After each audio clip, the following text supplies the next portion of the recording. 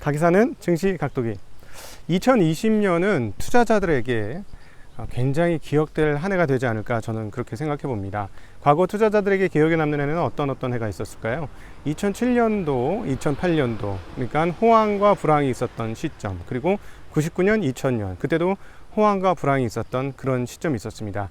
앞단 2007년, 8년엔 리먼 사태가 있었고요. 99년, 2000년에는 IT 버블이 있었습니다. 그런데 2020년은 과연 우리에게 어떻게 기억될까요? 이번 상황은 과거의 역사 중에서 어떤 때와 비슷하게 될까요? 우리 투자자들은 그런 것들이 항상 궁금한 부분인데요. 오늘은 책을 통해서 과거의 역사, 그리고 특별히 이런 금융의 역사에 대해서 공부를 해보고 지금 현재 우리가 어디에 서 있는지를 한번 돌아보는 시간을 가졌으면 좋겠습니다. 각도기 책방, 오늘은 여러분들에게 소개해드릴 책은 부의 역사입니다. 부의 역사는 우리 권홍우 기자님께서 써주신 책인데요. 아무래도 한국 사람이 쓰다 보니까 가독성이 매우 좋습니다. 읽다 보면 너무 재밌어서 시간 가는 줄 모르는데요. 꽤 두꺼운 책입니다. 보시면 이렇게 꽤 두꺼운 책인데, 저는 이 책 아마 2-3일 정도 만에 읽었던 것 같아요. 출퇴근길에서. 그만큼 너무 재밌어서 책을 놓기가 어려울 정도였습니다. 특별히 금융을 하는 저희들에게는 굉장히 흥미진진한 내용들이 가득한데요. 오늘은 이 책에서 특별히 3부에 대한 이야기를 주로 해보도록 하겠습니다. 1부, 2부, 3부로 이렇게 구성이 되어 있는데요. 대항해 시대, 즉 1492년 콜럼버스가 신대륙을 발견한 그 시점에서부터 부가 세계 역사에 어떠한 영향을 미쳤는지에 대해서 이 책은 언급을 하고 있습니다. 그때부터 시작해서 부가 어떻게 역사의 기점마다 세상을 변화시켰는지, 그리고 인간의 돈에 대한 욕망이 세상을 어떻게 바꿔왔는지에 대해서 이 책은 기술하고 있는데요. 특별히 지금 한국에 있는 투자자, 그리고 2020년을 맞이하는 투자자 입장에서는 최근 근대의 상황들이 매우 시적절하게 이 책에 쓰여져 있다, 이렇게 말씀드리고 싶습니다. 그러니까 3부 내용들이 여러분들에게 지금 시점에서 꼭 참고해 봐야 될 그런 부분이 아닌가 싶어서 오늘은 그 부분만 발췌하겠습니다. 왜냐하면 이 책 1부, 2부, 3부 하면 정말 그 동영상도 1부, 2부, 3부 따로 뽑아서 말씀드려야 되지 않을까 싶은데요. 저는 여기서부터 시작하도록 하겠습니다. 바로 1944년 브레튼 우주 체제 때부터인데요. 브레튼 우주 체제가 뭡니까? 브레튼 우주 체제는 그동안에 금본위제에서 금본위 화폐로 넘어가는 중요한 시점이, 그게 바로 브레튼 우주 체제였죠. 1944년 미국은 1온스의 금을 달러 35달러로 고정을 시킵니다. 그래서 너희들이 필요할 때 언제든지 금을 바꿔줄 테니까 앞으로 금 1온스의 가격은 35달러니까 이걸 기준으로 해서 세계 무역이나 이런 거래들을 달러로 하자, 이렇게 결정을 한 것이 바로 브레튼 우주 체제죠. 근데 이 브레튼 우주 체제 이후 어떻게 됐냐면 세계 경제는 굉장히 크게 발전하게 됩니다. 굉장히 크게. 왜냐고요? 이게 금의 속성과 화폐의 속성의 차이에서 기인하는 건데요. 여러분은 이 부분들을 잘 기억하셔야 돼요. 투자하시는 분들은. 금은 뭐예요? 금은 채굴하는 데 한계가 있습니다. 제가 최근에 어떤 동영상에서 그런 말씀을 드렸죠. 금 가격이 오를 거라고 확신했던 부분 중에 하나가 남미에서 채굴하고 있는 상황들을 보니 이게 채굴 단가가 이렇게까지 올라가서는 금 가격이 안 오르면 안 되겠다라는 생각을 했다는 얘기를 드렸는데요. 지금 남미에서 사금을 캐기 위해서 각종 그 강들이 파헤쳐지고 수은으로 인해서 과정에 수은이 필요한데요. 사금을 캐는 과정에 수은으로 인해서 환경이 파괴되는 그런 리포트를 보고 나서 이게 굉장히 심각한 상황이고, 그 다음에 현재 채굴 단가에서는 금값이 더 오르겠다, 이런 말씀을 드렸던 적이 있죠. 이렇게 금은 채굴의 한계를 가지고 있습니다. 그러면 뭐냐면 경제는 발전하려면 뭔가 동력이 필요하거든요. 그 중에 가장 중요한 동력 중에 하나가 뭡니까? 돈이 필요한 거죠. 돈이 경제가 성장하는 수준에 맞춰서 돈이 공급돼야만 계속적으로 성장이 원활하게 이루어질 수 있죠. 그래서 어떻게 보면 연료이자 윤활유의 역할을 하는 게 경제 성장에 있어서는 돈의 역할입니다. 근데 금은 어떤가요? 채굴의 한계가 있기 때문에 그렇게 빨리 공급이 되지 못하죠. 그러니까 경제 성장의 속도도 금채굴과 동일하게 가게 된다면, 비례해서 가게 된다면 경제 성장 속도가 빠를 수가 없죠. 근데 이게 화폐로 넘어왔을 때 어떻게 됐느냐는 거예요. 화폐로 넘어오게 되자 경제의 성장 속도가 매우 빨라졌다는 거죠. 1944년 이후 세계 경제의 역사가 그것을 보여줬고, 1950년대 그때를 저는 일컬어 정말 팍스 아메리카나의 시대다라고 이야기하고 싶습니다. 1950년대 미국의 발전상은 정말 대단한데요. 바로 이 브레튼 우즈 체제와 관계가 없을 것이냐, 저는 관계가 있다고 생각을 합니다. 그런데 이제 왜 이런 브레튼 우즈 체제가 형성이 됐을까 한번 생각을 해보죠.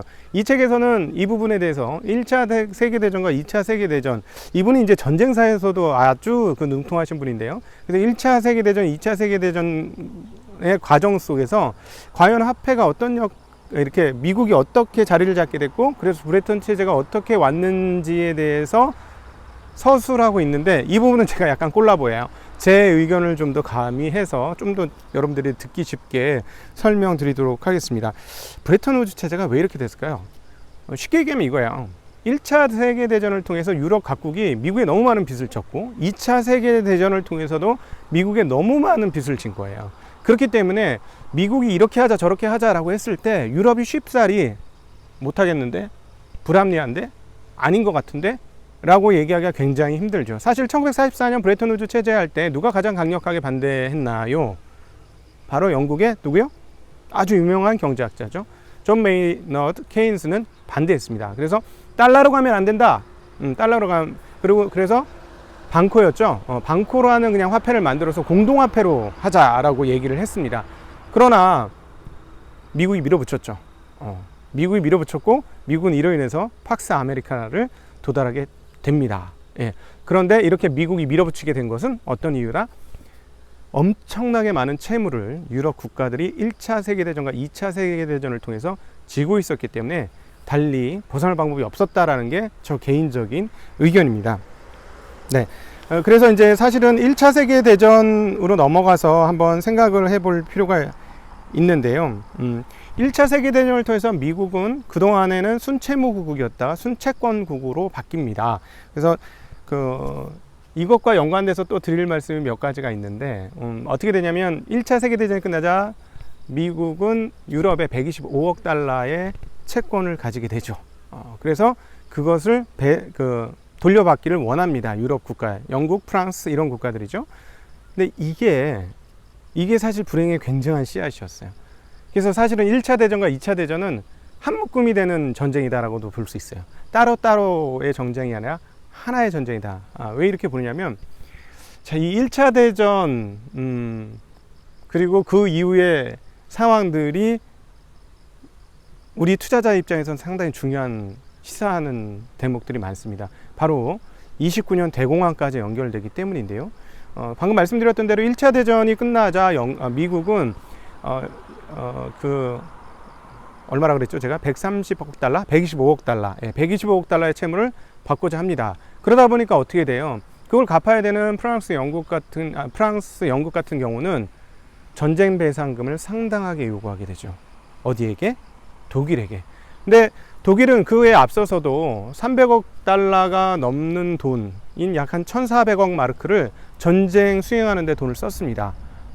그런데 또다시 프랑스, 영국은 얼마의 배상금을 청구하냐면 300억 달러 수준의 전쟁 배상금을 청구하죠. 1,300억 마르크가 넘는 돈이었습니다. 그럼 그걸 어떻게 했어요? 근데 평화의 경제적 귀결, 거기 내용에 보면, 케인스가 쓴 그 책에 보면, 미국은 그때까지 굉장히 강력한 제조 국가였고요. 제조 능력을 가지고 있었던 독일은 그런 국가였는데, 물건을 팔아서 수출을 원활하게 하는 거를 상당히 막아놨어요.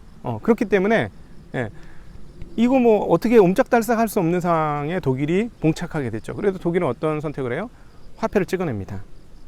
화폐를 찍어내는 결과 어떻게 됐나요? 또 여기에 또 하나의 사건이 더 있죠. 이 화폐를 찍어내는 사건에서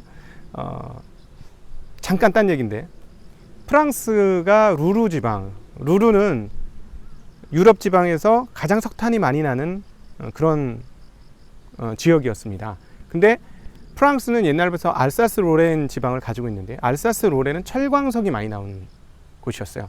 철광석을 녹여서 제품화 시키려면 뭐가 필요했다? 석탄이 필요했다. 그래서 알사스 로렌, 루르가 서로 탐내는 지역이었죠. 그래서 과거에 프로이센하고 전쟁에서 패했을 때 프랑스는 알사스 로렌 지방을 뺏깁니다. 이 한이 맺혀 있죠. 한이 맺혀 있기 때문에 전쟁에서 이기면 바로 알사스 로렌 지방을 찾고요.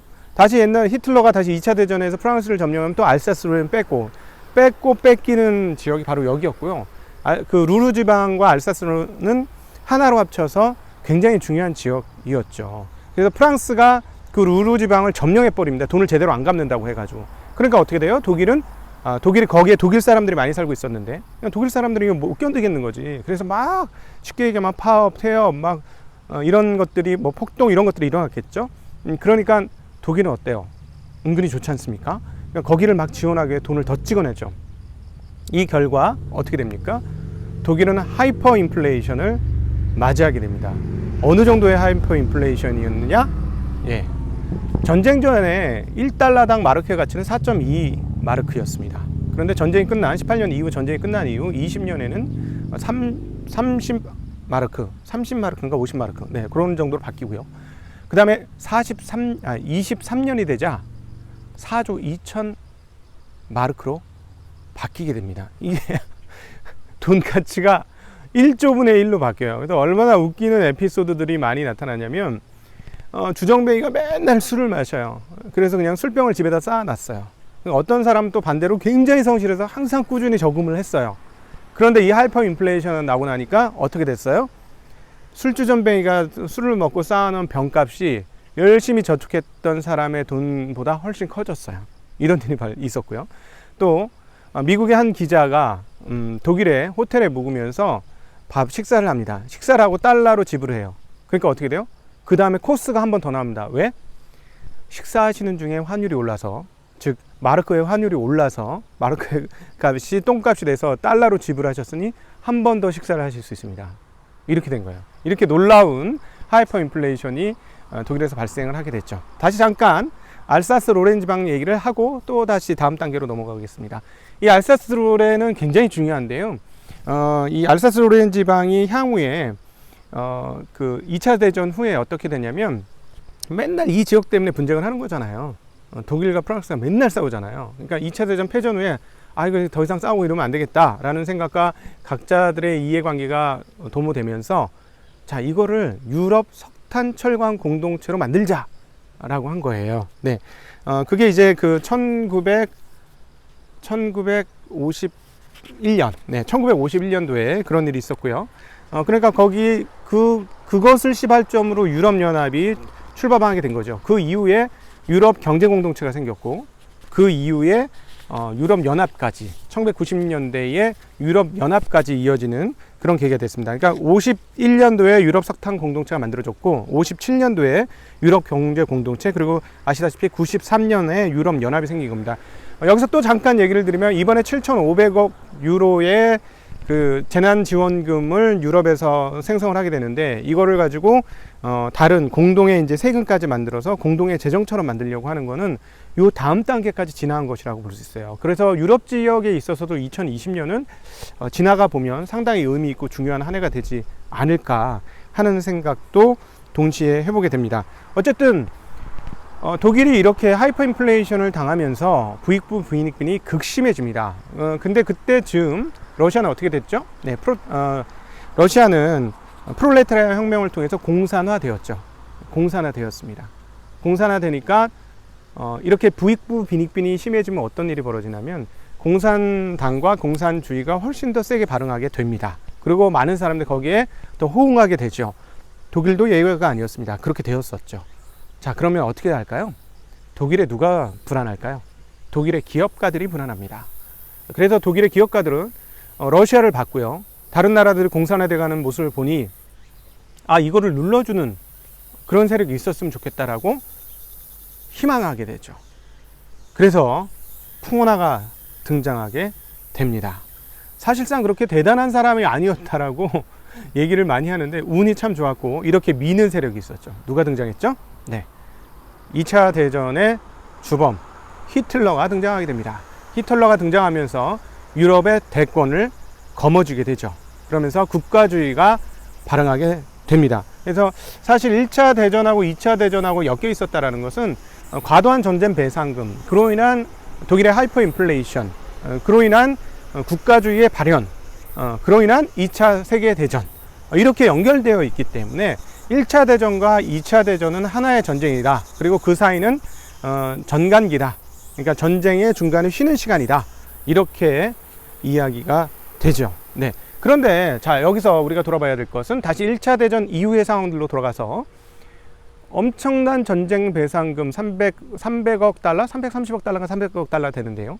그 돈을 물고 났을 때 누구한테 그 돈이 갔나요? 그 돈이 아까 말씀드렸죠? 네. 어디로 갔느냐? 미국으로 갔습니다. 미국으로 갔죠. 1920년대 초반을 살짝 빼고는 미국은 엄청난 성장을 하는 국가가 됩니다. 예. 그래서 미국에 뭐가 오죠? 호황이 오고 1928년까지 초호황이 옵니다. 초호황이라고는 하지만 GDP 성장률로 따지면 전쟁 이후에 약 59% 성장이에요. 그러니까 물론 뭐 꽤 긴 기간이긴 하지만 GDP가 두 배 가까이 59%? 이 정도 오른 거는 적은 양은 아니죠. 한국의 GDP가 50% 오른다고 생각해 보세요. 굉장한 호황이겠죠. 화랑이고. 네, 그렇습니다. 그러니까 그때 어떻게 됐을까요? 미국 경제가 좋으니까 자본시장은 더 좋았습니다. 여기서 우리가 꼭 투자자들이 기억해야 될 대목이 나오는데요. 미국의 GDP 성장률이 59%일 때 미국의 주식시장은 몇 퍼센트가 올랐느냐? 400%. 400%가 올랐습니다. 이 부분을 우리는 꼭 기억해야 돼요. 네. 근데 이 400% 오르는 과정에 무슨 일이 있었나요? 전쟁 배상금 같은 게 계속, 아니지, 얘네는 채권이죠. 채권에 대한 그 돈들이 계속 들어온 것이죠. 돈이 계속 들어와요. 그리고 미국이 호황이 되니까 어떻게 돼요? 미국밖에 볼 게 없다 해서 해외에서 계속 금도 계속해서 유입이 됩니다. 끊임없이 유럽 지역에서 금이 들어와요. 그리고 어떻게 됐어요? 1차 세계대전 이후 유럽의 주요 기업들이 붕괴가 됐겠죠. 어려워졌고. 그러니까 어떻게 돼요? 돈이 미국으로만 계속 빨려들죠. 최근의 모습도 조금 유사하지 않습니까? 예, 최근의 모습도 유사합니다. 그래서 요것과 더불어서 29년도에 그 버블이 생성되는 과정에서 여러분이 또 하나 읽어보셔야 될 책은 1929년 대공황, 갤브레이스의 책인데요. 그 책은 기회가 되면 제가 다시 한번 간략하게 한번 소개하는 시간을 갖도록 하겠습니다. 이 각도기 책방이 앞으로 어떤 책을 하게 될지는 모르겠는데 투자와 관련된 책들, 그리고 인문학 관련 책들, 다양한 책들에 대한 시도를 한번 해보도록 하겠습니다. 네. 자, 그런데 29년 대공황 얘기를 하기 전에 우리는 지금 버블이냐 아니냐의 상황이기 때문에 조금 더 고민해 보아야 될 게 있어요. 29년 대공황 오기 전에 어떤 일이 미국에서 벌어졌냐면 플로리다에 부동산 거품이 생깁니다. 그리고 부동산 거품이 생겼다가 무너지는 일이 있죠. 그때 우리가 알고 있는 폰지라는 유명한 사람이 거기서 사기를 칩니다. 아시죠? 폰지. 네. 이런 사전에 시그널들이 조금 있었어요. 그럼에도 불구하고 떨어지면 또 가고 떨어지면 또 가고 떨어지면 또 갔기 때문에 사람들은 안심했고 확신했습니다. 경제 전문가들, 기자들 모두 할 것 없이 모두 호황이 올 거라고. 유명한 경제학자들, 피셔 같은 사람들조차도 이제 호황은 영원히 지속될 것이다, 이런 이야기를 했었죠. 그래서 우리 투자자분들은 29년 대공황이 가는 과정이 어땠는지를 아시는 것은 굉장히 필요하다라는 생각을 하게 됩니다. 그런데 이제 어찌되었거나 29년 대공황 발생한 이후에 미국이 후처리를 상당히 잘못하죠. 지금의 상황과 완전히 다른 거예요. 지금도 사실 이게 전쟁 상황과 비슷하다고 말씀드렸죠. 전쟁 상황과 아주 비슷한데 지금은 돈을 엄청나게 풀었잖아요. 근데 그 당시에 후보 대통령은 자기를 뽑아준 사람들을 위해서 스무트 홀리 관세법을 통과시킵니다. 농민을 위한 관세법이었고, 그 다음엔 나중에는 공산품 업자들을 위한 관세법을 가지게 되는데, 즉 수입을 차단하는 방법이죠. 관세를 상당히 높여서. 그러니까 어떻게 됐을까요? 세계 무역이 완전히 다운그레이드 됩니다. 엄청난 수준으로 줄어들게 되고요. 그 다음에 어떻게 돼요? 그러니까 자기네 살겠다고 영국은 영국 경제 블록을 만들고, 일본 같은 경우는 대동아 경제권, 대동아 공영, 이 얘기를 하면서 엔화 공동체를 블록을 만들려고 노력을 하죠. 근데 서로 이렇게 계속해서 무역이 줄어들고, 그 다음에 통화에 대한 신뢰, 근본이제가 그때부터 깨지기 시작했거든요. 근본이제가 깨지게 되니까 통화에 대해서 신뢰하라, 그리고 각국의 통화에 대한 신뢰하라. 그래서 어떻게 됐어요? 결국 또다시 이런 불신들이 군수를 더 확충하게 되었고, 결국은 이것이 앞서 말씀드렸던 하이퍼 인플레이션 등등등등 여러 가지 요인과 섞이면서 2차 세계대전으로 가게 되었죠. 네. 그래서 이런 경험을 하고 나니 거기서 대권을 쥐고 있었던, 채권을 엄청나게 쥐고 있었던 미국이 주장하게 된 브레튼 우즈 체제가 통과가 될 수밖에 없었다. 2차 대전 후에 이런 정도의 그 돈의 사이클을 우리가 볼 수가 있겠습니다. 네. 이 부분들이 우리한테 시사하는 부분들이 굉장히 많은데요. 지금은 그때하고 조금 대응은 달랐어요.